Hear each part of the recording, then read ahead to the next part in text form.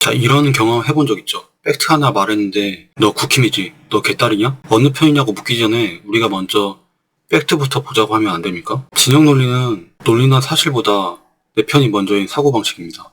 한국 사회는 이 진영 논리가 유난히 극단적입니다. 상대 진영을 비판하면 즉시 편가르기로 해석되고 팩트체크를 하면 편들기로 해석됩니다. 이는 팬덤화된 정당과 SNS 확증 평양, 그리고 정체성 정치가 결합된 끔찍한 혼종입니다. 2025년 4월 대한항공 기장과 부기장이 비행기 출발 직전에 계엄령 찬반으로 언쟁을 벌였습니다. 결국 한 명은 병원에 실려가고 비행기는 출발이 지연됐습니다. 파일럿은 판단력과 감정 컨트롤이 중요한 직군인데 어떻게 이런 걸로 싸워서 수많은 승객들에게 피해를 주는지 이해가 안 됩니다. 공공안전보다 정파 감정이 우선되는 상황이 발생한 거죠.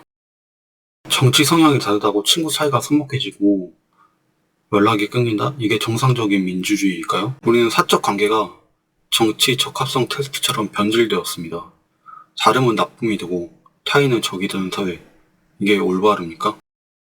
선거철에 다른 나라에서는 발생하지 않은 특이한 현상이 한국에서 나타납니다. 파란 옷 입었다고 민주당 지지자, V 했다고 특정 지지자, 손가락 하나 올렸다고 무슨 누구 지지자, 이런 별의별 말이 많이 발생하죠. 그래서 연예인들은 이 시기에 극도로 옷이나 손 모양에 주의를 합니다. 옷이나 색, 손 모양까지 정치 해석이 되고 있습니다. 이는 표현의 자유조차 눈치를 봐야 하는 사회나 마찬가지입니다. 우리 스스로 상호 감시체제를 구축하는 현상이 발생한 겁니다. JTBC와 중앙일보는 같은 회사입니다. JTBC는 진보고 중앙일보는 보수 맞습니다. 근데 사실 둘 다 중앙그룹입니다. 하지만 이 단순한 팩트를 진영 논리 빠진 사람들은 인정하지 않습니다. JTBC와 중앙일보 성격이 다른 이유는 진보 보수 양쪽을 다 잡으려는 전략적인 포지션입니다. 그래서 JTBC 개국 시에 손석희 사장을 영입하는 정책을 취한 겁니다. 정체성에 맞지 않는 팩트는 자동으로 부정합니다. 이는 같은 편이 없다는 정서적 거부 반응으로 볼 수 있습니다. 보수가 보수를 비판했을 리 없다. 2016년 우병우 수석이 팔짱 끼고 조사받는 사진, 조사관은 서 있고 그는 앉아 있었습니다. 이걸 일면에 낸 게 누굽니까? 우리 전 국민이 모두 봤던 기사, 조선일보입니다.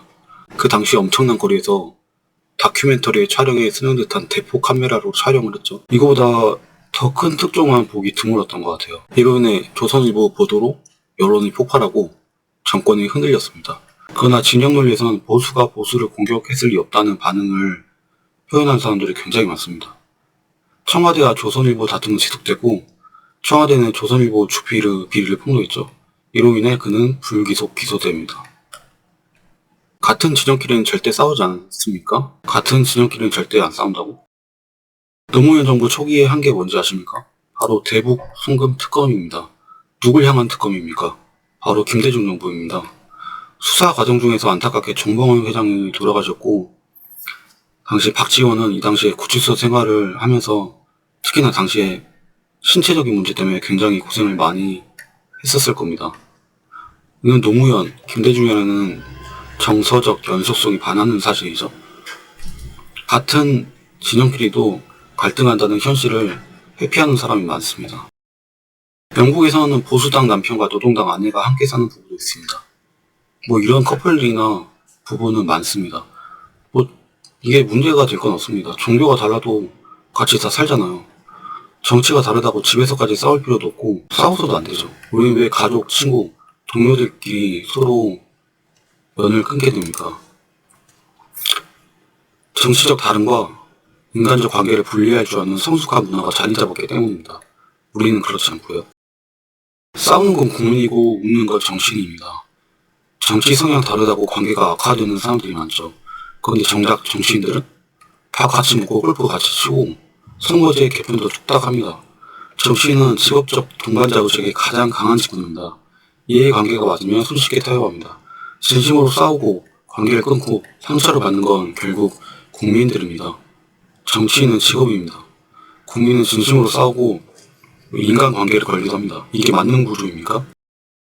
언론과 유튜버는 갈등을 키우고 있습니다. 이러한 진영 논리는 누가 키우고 있을까요? 우리는 서로 싸우지만 그 싸움이 커지도록 불을 지피는 건 따로 있습니다.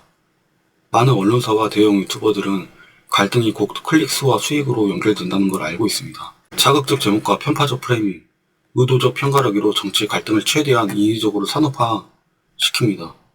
그로 인해 정치적 균형보다 진영을 소비하는 구조가 고착화됐습니다.